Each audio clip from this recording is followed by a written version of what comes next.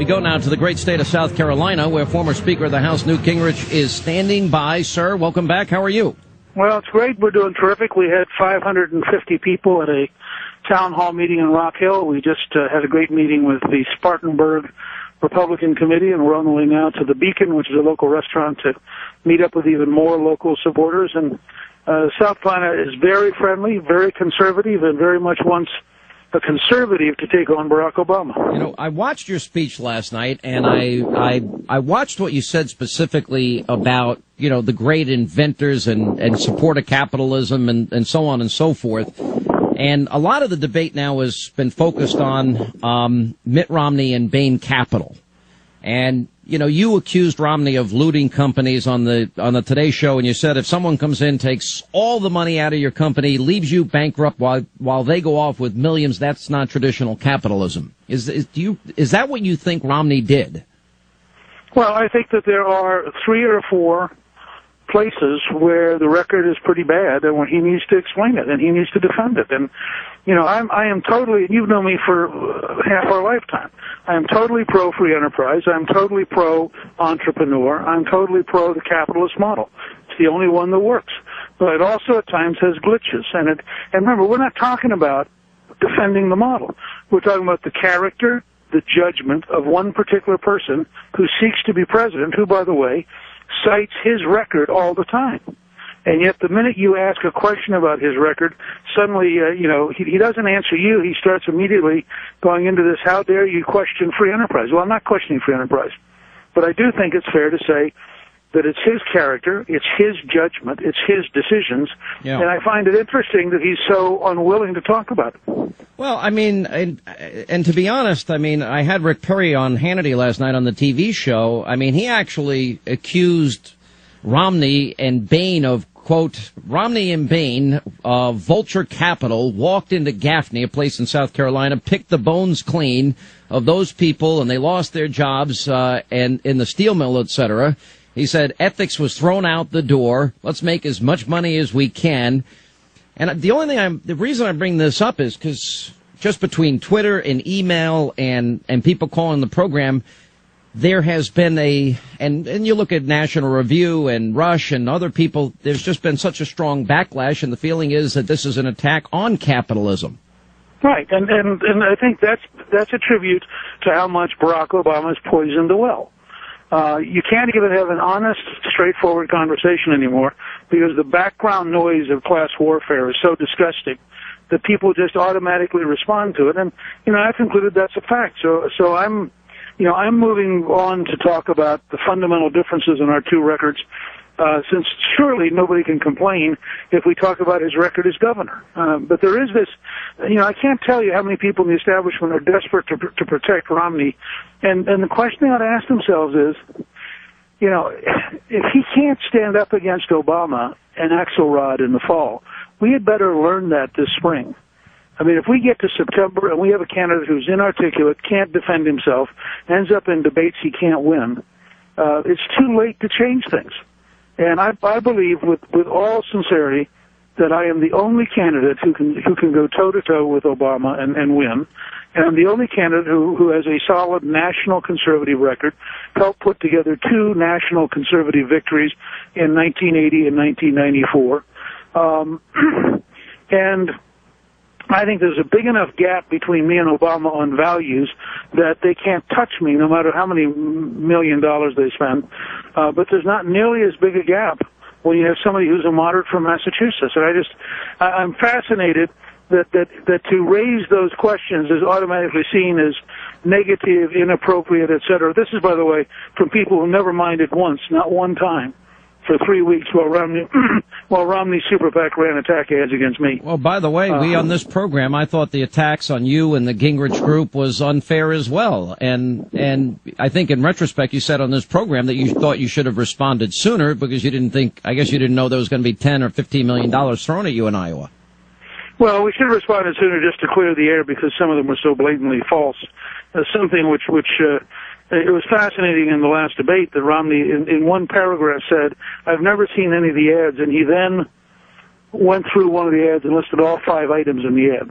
Yeah. It's all in the same paragraph. I just stood there staring at him, wondering, this is just goofy. Yeah. So, but let's be clear.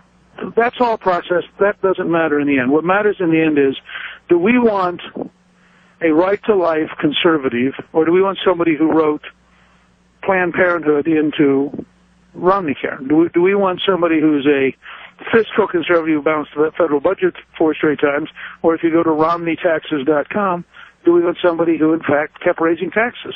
And I think when you go through this stuff, there's a very big question about getting to a solid conservative. And my message in South Carolina is we need a conservative if we are going to be able to defeat Obama. We need somebody who has a record that's conservative, somebody who understands conservatism, and somebody who can articulate conservatism. And I think probably I fit that far more than any of the other competitors just because of my lifetime of work in the conservative movement. Well, I don't have any problem. I think comparison ads, I think offering people a choice is great for the country, great for the Republicans. I think it's a healthy debate in the end. If Mitt Romney does get the nomination, there's no doubt Bain Capital is going to be at the heart of the arguments that the left make against him. But, they're going to demonize anybody who gets the nomination. Whoever gets it's going to have $1 billion of mud thrown at them. But it's interesting to me, as I watched your rise in the polls, it was Newt being very, very positive. Yes, making distinctions. Yes, offering a choice. And I just felt this was a little out of character, the whole Bain argument that you were making. But that was my own personal observation. Yeah, well, I think particularly in this context it was. And frankly, I have focused on drawing the contrast between his governor's record and my congressional record. And I think that's an easier thing to talk about, and I think it fits more into where our folks are comfortable, and I think that in South Carolina it's starting to really work. And, when I had Governor Perry on last night, I mean, this was vulture capitalism, and I said to him, it almost sounded like something Obama would say, or, something that I'd hear at Occupy Wall Street.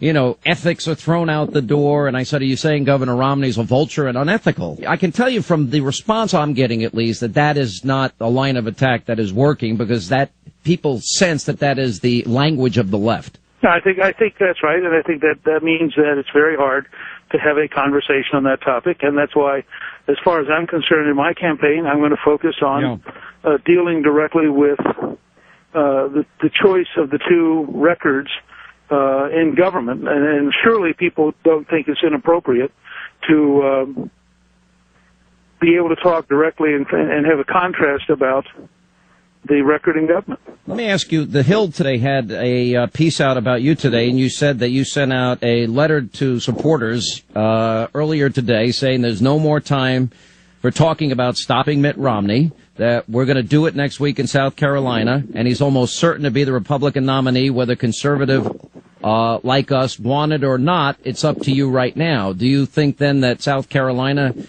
is kind of the last stop, that you've got to stop him there? Yeah, I think he's had a good run, even though he only got 1 out of every 4 votes in Iowa. He only got 1 out of every 3 votes in New Hampshire. Nonetheless, he came in first in both places, partly because the conservatives are split. I think if he comes in first here, given the sheer volume of money he has, it becomes very hard to stop him. I think that's just a fact. So South Carolina becomes extraordinarily important as a place to look at what's going on. And I think that's why you're going to see this race down here become extraordinarily important. Well, you've got 2 debates. We'll be there next Monday for the Fox News Channel debate. I guess that's going to be a critical moment. I guess you have a debate later next week as well. That seems to be the area where you've done the best. Well, I think that the debates, certainly last weekend, the debates seemed to help a lot.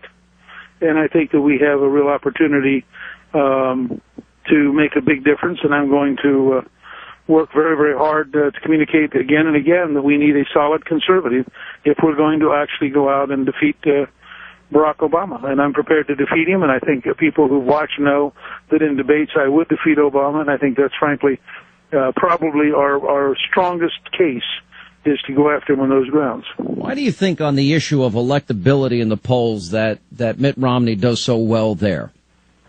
Well, because people say over and over and over again, oh, he's the one. It's inevitable. You have a little bit of the same pattern that developed with Bob Dole and John McCain, which is He's supposed to be electable because we said he's electable, so he must be electable because, after all, we all just said he was electable. Well, the fact is, I think moderates have a very hard time winning debates. I think they have a hard time drawing a sharp contrast with the left, and I think they have a very hard time explaining clearly and succinctly what their values are and how it fits their record.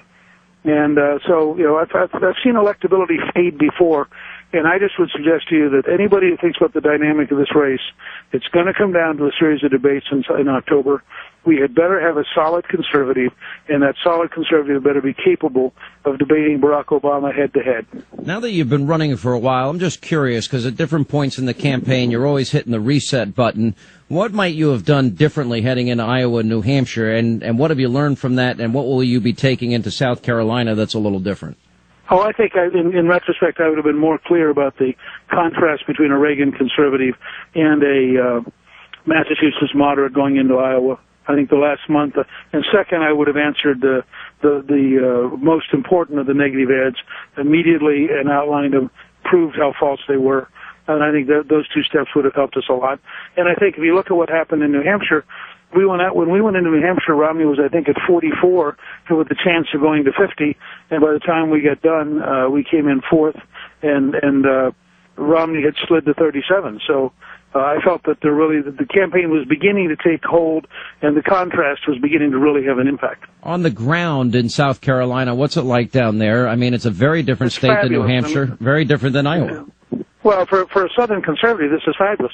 This is being back home. This is seeing hundreds and hundreds of people. In fact, we have right now we are at our next stop, and there's a huge crowd here. And there's been drizzling rain, and they're still standing here despite the rain, and they're very excited. I think people really want a fighting conservative who's prepared to take the fight to Barack Obama, and that's what we're offering them. I do not think this race is over. I think South Carolina is very critical, and it's going to be fascinating to watch the next 9 days unfold, and we'll be watching you very, very closely, and I won't keep you any longer because I know you have to get out of the bus or whatever your vehicle you're in. Well, actually an SUV, but let me just say, anybody who's interested in helping have a conservative win, just go to newt.org and sign up. We'd love to have your help. All right, Mr. Speaker, as always, thanks so much for being with us. We appreciate it.